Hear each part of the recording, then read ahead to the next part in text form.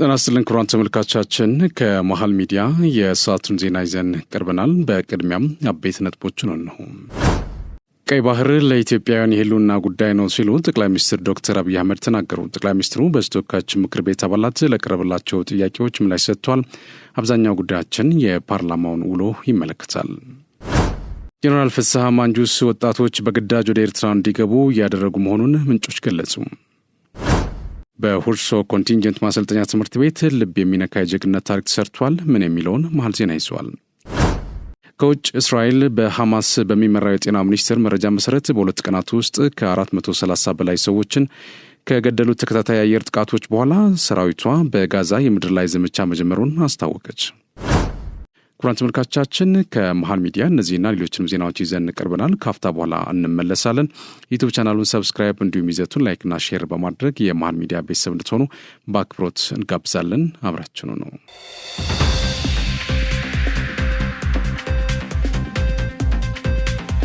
በቅድሚያም የመንግስት የአገልግሎት አሰጣጥን ለማሻሻል ሁለት ዋና ዋና ስራዎች መከናወን አለባቸው ሲሉ ጠቅላይ ሚኒስትር ዶክተር አብይ አህመድ ተናገሩ። ጠቅላይ ሚኒስትሩ ከምክር ቤት አባላት ለተነሱላቸው ጥያቄዎች ምላሽና ማብራሪያ ሰጥቷል። የመንግስት አገልግሎት አሰጣጥን በተመለከተ ለተነሳላቸው ጥያቄ በሰጡት ምላሽ መንግስት የአገልግሎት አሰጣጥን ለማሻሻል ሁለት ዋና ዋና ስራዎች መከናወን አለባቸው ብሏል። አንደኛው በቀበሌ ደረጃ የተጀመሩ የለውጥ ስራዎች ሲሆኑ እያንዳንዱ ቀበሌ አገልግሎት እንዲሰጥ ለማድረግ የሚያስችሉ አቅሞችን መገንባት መሆኑን ገልጿል። በዚህም ሁሉም ቀበሌዎች ያላቸውን ሀብት በቁጥር ለይተው አገልግሎት መስጠት የሚያስችል ነው። ይህ ተጠናክሮ መቀጠል አለበት ነው ያሉት። ሁለተኛው መሶብ የተሰኘ አገልግሎት ሲሆን በሙከራ ደረጃ በሲቪል ሰርቪስና በፕላንና ልማት ሚኒስቴር በሲስተም ይጀመራል ሲሉም ገልጿል። አገልግሎቱም በአንድ መስኮት ሁሉም አገልግሎት መስጠት የሚያስችል እንደሆነ ነው ጠቅላይ ሚኒስትሩ ያብራሩት። በበጀት ዓመቱ ባለፉት 8 ወራት ከ580 ቢሊዮን ብር በላይ ገቢ መሰብሰብ መቻሉን ተናግሯል።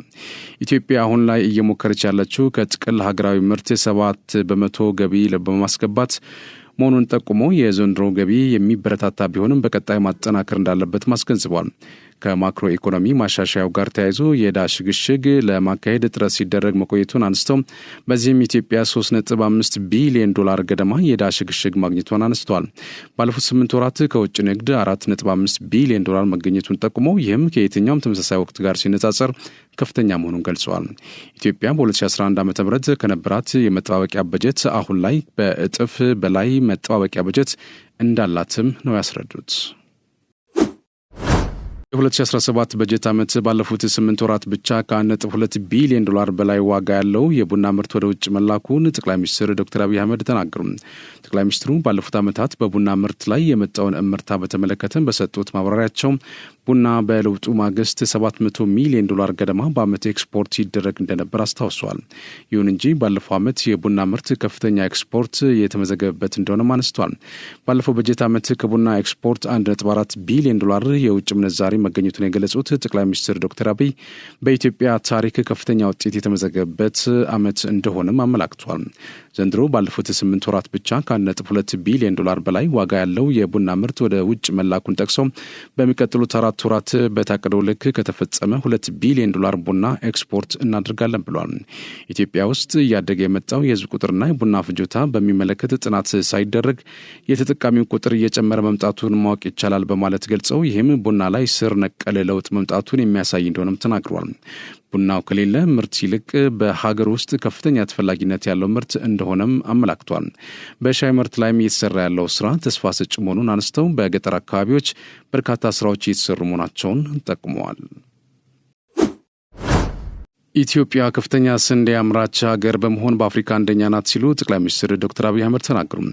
በኢትዮጵያ በዚህ ዓመት 8.4 በመቶ እድገት ለማስመዝገብ የተያዘውን እቅድ ለማሳካት ከፍተኛ ጥረት የተደረገ መሆኑን ገልጿል። ባለፉት 8 ወራት የተገኘውን የኢኮኖሚ እቅድ አፈጻጸም በቀጣይ 4 ወራት አጠናክሮ ማስቀጠል ከተቻለ ከእቅዱ በላይ ማሳካት እንደሚቻልም ነው የተናገሩት። ጠቅላይ ሚኒስትር ዶክተር አብይ አህመድ በማብራሪያቸው ባለፉት 8 ወራት የኢኮኖሚ እንቅስቃሴ በኢትዮጵያ ታሪክ ታይቶ የማይታወቅ ውጤት ተመዝግቧል። ባለፉት 5 እና 6 ዓመታት በተከናወኑ ስራዎች ዘንድሮ ብቻ የአነስተኛ አርሶ አደሮች የሰብል ሽፋን ከ17.5 ሚሊዮን ሄክታር ወደ 20.5 ሚሊዮን ሄክታር ማደግ ችሏል ሲሉም ተናግሯል። እስካለፈው ዓመት ድረስ 8.7 ሚሊዮን ሄክታር መሬት በኩታ ገጠም የተሸፈነ ሲሆን በዘንድሮ ዓመት ወደ 11.8 ሚሊዮን ሄክታር ማደግ መቻሉን ጠቁሟል። በዘንድሮ የመኸር እርሻ 4.2 ሚሊዮን ሄክታር መሬት በስንዴ መሸፈኑን ገልጸው በበጋ መስኖ 3.5 ሚሊዮን ሄክታር መታረሱን አስረድተዋል። በጥቅሉ በዚህ ዓመት 7.7 ሚሊዮን ሄክታር በስንዴ ሰብል የተሸፈነ ሲሆን ከዚህም ከ300 ሚሊዮን ኩንታል ያላነሰ ምርት እንደሚጠበቅ ጠቅላይ ሚኒስትሩ ገልጸዋል። ዛሬ ላይ ኢትዮጵያ ከፍተኛ ስንዴ አምራች ሀገር በመሆን በአፍሪካ አንደኛ መሆኗንም አመላክተዋል።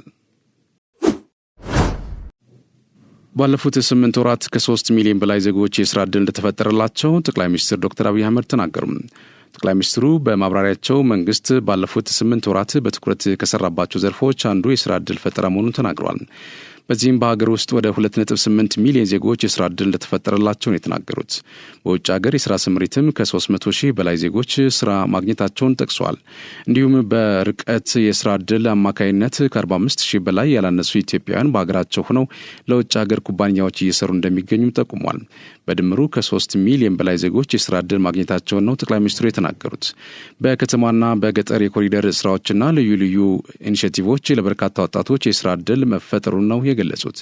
በቀጣይም የስራ ዕድል ፈጠራን አጠናክሮ መቀጠል እንደሚያስፈልግ በማመላከት ከመኖሪያ ቤት ግንባታ ጋር በተያያዘም ባለፉት 5 ዓመታት 167 ሺህ የመኖሪያ ቤቶች መገንባታቸውን ጠቅላይ ሚኒስትር ዶክተር አብይ አህመድ ተናግረዋል። ከቤት አቅርቦት ጋር በተያያዘ በተለያየ የቤት ልማት አማራጮች ቤቶች ተገንብተው ተደራሽ ይደረጉ እንደሚገኝም ገልጸዋል። በዚህም ባለፉት 5 ዓመታት 167 ሺህ ቤቶች መገንባታቸውን ጠቅሰው በግልና መንግስት አጋርነት ከ100 ሺህ በላይ ቤቶች የተገነቡ መሆኑን አብራርተዋል።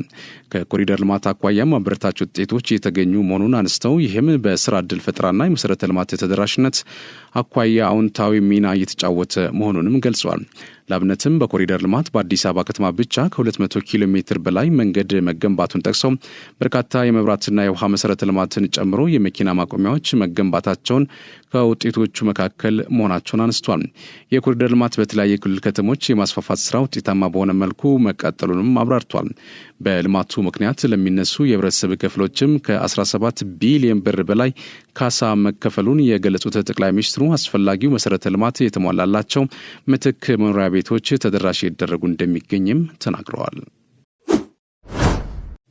ኢትዮጵያ ባለፉት 8 ወራት ከሸቀጦች ወጪ ንግድ 4.5 ቢሊዮን ዶላር ገቢ ማግኘቷን ጠቅላይ ሚኒስትር ዶክተር አብይ አህመድ ተናገሩ። በማብራሪያቸው ከውጭ ንግድ አንጻር ባለፉት 8 ወራት ኢትዮጵያ ያገኘችው ገቢ ከየትኛውም ዓመት የኤክስፖርት ገቢ እንደሚበልጥ ገልጿል። በዚህም ኢትዮጵያ ለውጭ ገበያ ካቀረበችው ምርቶች 4.5 ቢሊዮን ዶላር ማግኘቷን ነው የተናገሩት። በሚቀጥሉት 4 ወራት ይህንን አስጠብቀን የምንሄድ ከሆነ በኢትዮጵያ ታሪክ ከፍተኛ ምርታ ይመዘገባል ያሉት ጠቅላይ ሚኒስትሩም በ10 ዓመት ያስቀመጥነው ግብ እንደሚሳካም ማረጋገጫ ይሆናል ብሏል። ከሸቀጦች በተጨማሪ ከአገልግሎት ወጪ ንግድ 4.7 ቢሊዮን፣ ከሬሚታንስ 3.7 ቢሊዮን፣ ከወጪ ቀጥተኛ ኢንቨስትመንት 2 ቢሊዮን ዶላር በ8 ወራት መገኘቱንም ተናግረዋል። በሌላ በኩል መንግስት የሀገር ውስጥ ገቢና ታክስ መሰብሰብ አቅሙን እያሳደገ መሆኑን ጠቅሰው ባለፉት 8 ወራት ከ580 ቢሊዮን ብር በላይ ገቢ መሰብሰቡን ገልጸዋል። መንግስት መሰረተ ልማት የሚያስፋፋው ገቢ መሰብሰብ ከቻለ መሆኑን ጠቅሰው ከሌሎች ሀገራት አንጻር የሚሰበሰበው ገቢ አሁን ዝቅተኛ ነው ብሏል። ከማክሮ ኢኮኖሚ ማሻሻያው ጋር በተያያዘ ኢትዮጵያ ከአበዳሪዎች ጋር በመደራደር 3.5 ቢሊዮን ዶላር የዕዳ ሽግሽግ እንደተደረገላትም ተናግሯል።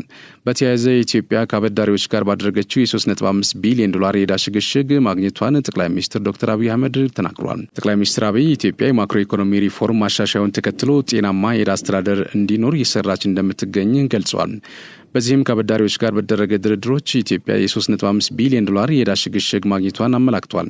ይህም ኢትዮጵያ ባለባት የዕዳ ጫና ላይ የራሷ የሆነ አዎንታዊ ተጽዕኖ እንዳለው ተናግረዋል። ኢትዮጵያ አግባብነት የሌላቸው ዕዳዎች እንዲሰረዙና በአፍሪካ ላይ የተጫነው ዕዳ እንዲቃለል መስራቷን እንደምትቀጥል ገልጸዋል። በሚያነሳው ሀሳብ ምክንያት የታሰረ አንድም ሰው የለም ሲሉ ጠቅላይ ሚኒስትር ዶክተር አብይ አህመድ ተናገሩ። በማብራሪያቸው መንግስት ለትችት ክፍት ነው ያሉ ሲሆን በሚያነሳው ሀሳብ ምክንያት የታሰረ አንድም ሰው የለም ብሏል። ነገር ግን በአንድ እጅ ሰላማዊ ትግል በሌላ እጅ በጦርነት መንግስት ለመጣል የሚሞክሩ ኃይሎች አሉ ሲሉም ተናግሯል። ይህ ህግን መጣስ ነው ያሉት ጠቅላይ ሚኒስትሩ ነጻነትን በአግባቡ የማስተዳደር ችግር አለ፣ ነገር ግን መንግስት አሁንም ለሰላም ጽኑ አቋም አለው ብሏል። ጠቅላይ ሚኒስትሩ በምላሻቸው ችግሮች በድርድር እንዲፈቱ ነው የምንሻው ያሉ ሲሆን ባለፉት 7 ዓመታት ከየትኛውም የጎረቤት ሀገራት ጋር ጦርነት ያላካሄድ መንግስት አሁን ያለው መንግስት ነው ሲሉም ገልጸዋል። ይህም ከሀገር ባለፈው ለቀጠናዊ ሰላም ያለና ቋም የሚያሳይ ነው ብለዋል። በሰጡት ምላሽና ማብራሪያ ጠቅላይ ሚኒስትሩ ከፖለቲካ ባህል ጋር ተያይዞ ባነሱት ጉዳይ በኢትዮጵያ ሁለት መሰረታዊ ስብራቶች አሉ። አንደኛው የመጠፋፋት ባህል ነው ብለዋል።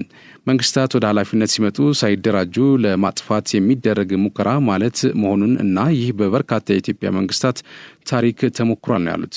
ሁለተኛው ከሶሻሊስት እሳቤ ጋር በስፋት ወደ ኢትዮጵያ የገባው በሽታ ነው ያሉት ጠቅላይ ሚኒስትሩ ይህ በኢትዮጵያ ያመጣው ችግር ፍረጃ ነው፣ የጠላትና የወዳጅ ፍረጃ ማለት ነው። ይህም ለሰላማዊ ድርድር ቦታ አይሰጥም። ይህም በኃይል ስልጣን የመያዝ አባዜን አምጥቷል። ኢትዮጵያ ውስጥ እየተስተዋለ ያለው ችግርም ይህ ነው። በምርጫ የተመረጠ መንግስት በኃይል ለመጣል የሚሞክሩ ኃይሎች አሉ። የሚገርመው ነገር ግን የሚያሰቃዩት እንታገልልሃለን የሚሉትን ህዝብ ነው ሲሉ ተናግረዋል። የፕሪቶሪያው ስምምነት መሰረት ልማቶችን በመመለስ የትግራይ ህዝብ አገልግሎት እንዲያገኝ አድርጓል ሲሉ ጠቅላይ ሚኒስትር ዶክተር አብይ አህመድ ተናገሩ። ጠቅላይ ሚኒስትሩ በማብራሪያቸው የፕሪቶሪያው ስምምነት መሰረት ልማቶችን በመመለስ የትግራይ ህዝብ አገልግሎት እንዲያገኝ አድርጓል። ያም ሆኖ አሁንም በበቂ ሁኔታ ያልተፈጸሙ ጉዳዮች አሉ ብሏል።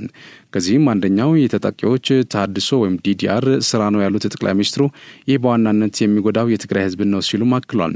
ወጣቶች በታጣቂ ስም ከመቀመጥ ወደ ልማት መሰማራት አለባቸው ያሉት ጠቅላይ ሚኒስትሩ በየወሩ ለልማት መዋል የነበረበት በቢሊዮን የሚቆጠር ገንዘብ ለዚህ ስራ ይወጣል ነው ያሉት።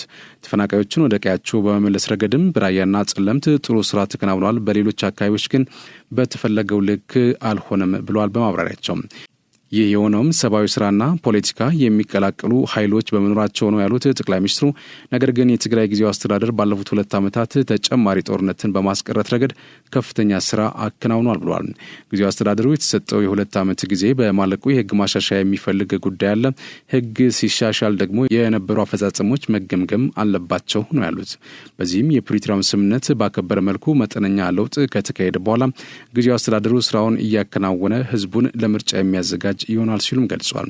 ይህን በተመለከተም ከጊዜያዊ አስተዳደሩ አመራሮችና ሌሎች ባለድርሻ አካላት ጋር ውይይቶች እየተደረጉ ነው ያሉት ጠቅላይ ሚኒስትሩ በዚህ ሂደት ስራዎች ተገምግመው የግለሰቦች መቀየር ሊኖር ይችላል ሲሉም ተናግረዋል።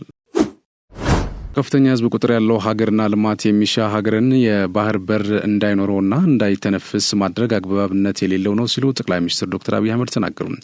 ይህ ጉዳይ አጀንዳ ለማስቀየርና ከባድ ህልም ነው ብለው ለሚሉም አሁን ላይ ማርስ ለመኖር ሰው ደፋ ቀና በሚልበት ዘመን ቀይ ባህርን ለመጠቀምና ወደብ ያስፈልገናል ማለት አጉል ህልም የሚመስለው ካለ ልብ ያድርግ ሲሉ ተናግረዋል።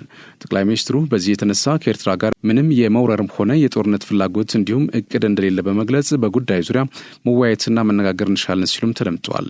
ጠቅላይ ሚኒስትሩ ዶክተር አብይ አህመድ ውጊያ አንፈልግም፣ ግን ደግሞ ከልማት እንቅስቃሴያችን ለማደናቀፍ የሚሞክር አንዳች ኃይል ካለ ግን የተሻገረ አቅም እንዳለን ሊያውቅ ይገባል ብለዋል። በ7 ዓመታት ውስጥ ማንም ጎረቤት ጋር ምንም አይነት ጦርነት አላደረግንም፣ ከማንም የማድረግ እቅድም የለንም ያሉት ጠቅላይ ሚኒስትሩ ይህ ሲባል የቀይ ባህር ጉዳይ ለኢትዮጵያውያን የህልውና ጉዳይ መሆኑን ሁሉም ሊያውቅ ይገባል ብለዋል።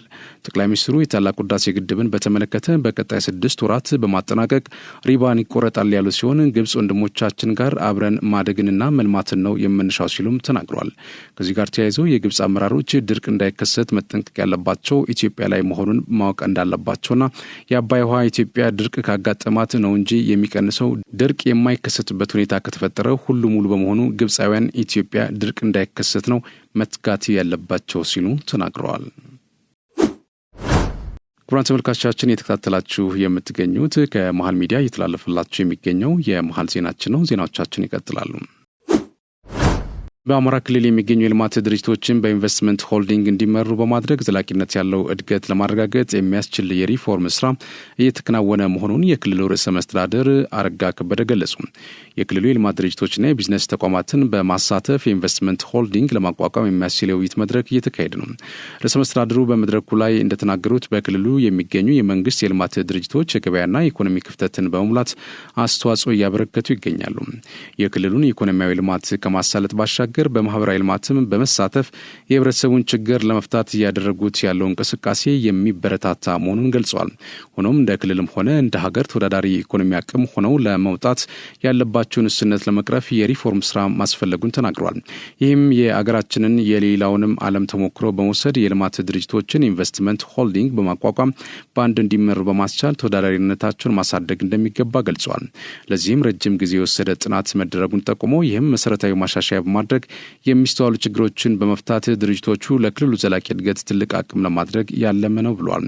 በልማት ድርጅቶች ውስጥ ግልጽ ተልዕኮና ተጠያቂነትን ለማስፈን የኢንቨስትመንት ሆልዲንግ ማቋቋም አስፈላጊ ነው ያሉት ርዕሰ መስተዳድሩ መድረኩም ግብዓት በማሰባሰብ ውጤታማነቱን ለማረጋገጥ እንደተሰናዳ ተናግረዋል። በመድረኩ የክልሉ ምክትል ርዕሰ መስተዳድር አብዱ ሁሴን ጨምሮ ሌሎችም ከፍተኛ የስራ ኃላፊዎችና የልማት ድርጅቶች አመራሮች አባላት እየተሳተፉ ይገኛሉ። ጽንፈኛው የህወሓት ቡድን ተላላኪ ጀነራል ፍስሐ ማንጁስ ትግራይን ዳግም የጦርነት አውድማ ለማድረግ እየሰራ መሆኑን ምንጮቻችን ገለጹ። አንጃ ቡድን ያቀደው እቅድ ተቀባይነት ማጣቱን ተከትሎ የትግራይ ወጣቶችን ይሁን የታጠቁ ኃይሎች ከክልሉ ሸሽተው እንዳይወጡ እየሰራ መሆኑን ለማወቅ ተችሏል። ወጣቶቹ እንዳይወጡ ለመከላከልና በገፍ ወደ ኤርትራ እንዲላኩ ለማድረግ እንዲሁም ለጦርነት የሚውል ገንዘብ ከህዝቡ ለመሰብሰብ ያለመ አዲስ የትግራይ መታወቂያ በማሳተም ሁሉም ነዋሪ በግዳጅ እንዲያዋጣ ትዕዛዝ መሰጠቱ ታውቋል። በሁርሶ ኮንቲንጀንት ማሰልጠኛ ትምህርት ቤት ልብ የሚነካ የጀግነት ታሪክ ተሰርቷል። በሁርሶ ኮንቲንጀንት ማሰልጠኛ ትምህርት ቤት የወደፊት የሀገር ተረካቢዎች ብቻ ሳይሆን ለሀገራቸው ፍቅርን በተግባር ያሳዩ የጀግነት ምሳሌ የሆኑ እናቶችና አባቶች ይገኛሉ ሲል የመከላከያ ሰራዊት ድረገጽ አስነብቧል። በማሰልጠኛ ትምህርት ቤት ውስጥ 030 በሚባል መንደር ለ48 ዓመታት ያህል የማሰልጠኛ ትምህርት ቤቱ የልብ ትርታ ሆነው ያገለግሉ የማይረሱ የሀገር ባለውለታዎች ይኖራሉ።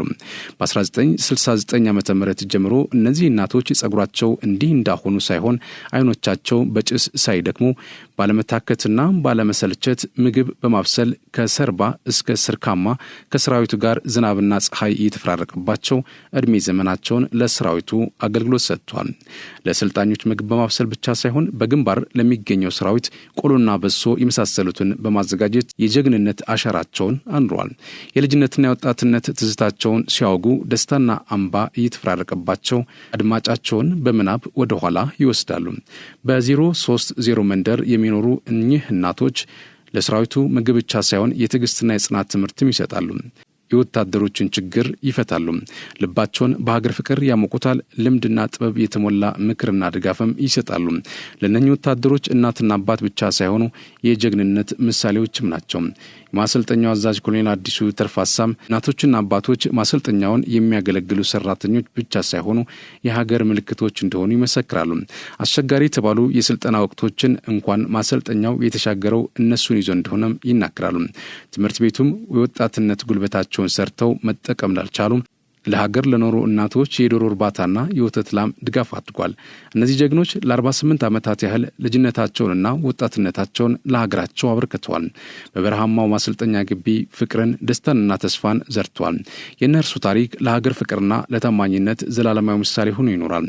ወታደሩ በልበ ሙሉነት ስልጠናውን እንዲወስድ ለበርካታ ዓመታት የእናትነት ባህሪን ተላብሰው ለመገቡ ያይዟችሁ በርቱልን ድምጻቸውን ጠዋት ማታ ላሰሙ ለሰራዊቱ በጎን ሁሉ በማድረግ ላጀገኑ ሀገር ወዳድ የሀገር ባለውለታዎች እኛም ዕድሜና ጤናን ተመኘን ሲል የመከላከያ ሰራዊት ድረገጽ አስነብበዋል። የዩናይትድ ስቴትስ ፕሬዝዳንት ዶናልድ ትራምፕ ከዩክሬን አቻቸው ቮሎዲሚር ዜሌንስኪ ጋር ለአንድ ሰዓት የዘለቀ የስልክ ውይይት ማድረጋቸውን አስታወቁ። ትራምፕ የሁለቱ መሪዎች ንግግር በጣም መልካም እንደነበር ተናግረዋል። ዜሌንስኪ በበኩላቸው በትራምፕ አስተዳደር በያዝነው ዓመት ዘላቂ ሰላም ሊመጣ እንደሚችል ገልጿል። አክለውም በሩሲያ ቁጥጥር ስር ያለውን ዛፖሪዥያ የኃይል ማመንጫ በአሜሪካ እጅ እንዲገባ ስለማድረግ መወያየታቸውን ጠቅሷል። ዜሌንስኪ ከጥቂት ሳምንታት በፊት ወደ ዋይት ሀውስ አቅንተው ከትራምፕና ምክትላቸው ጄዲ ቫንስ ጋር በቀጥታ በተላለፈ ስርጭት ተፋጠው እንደነበር አይዘነጋም።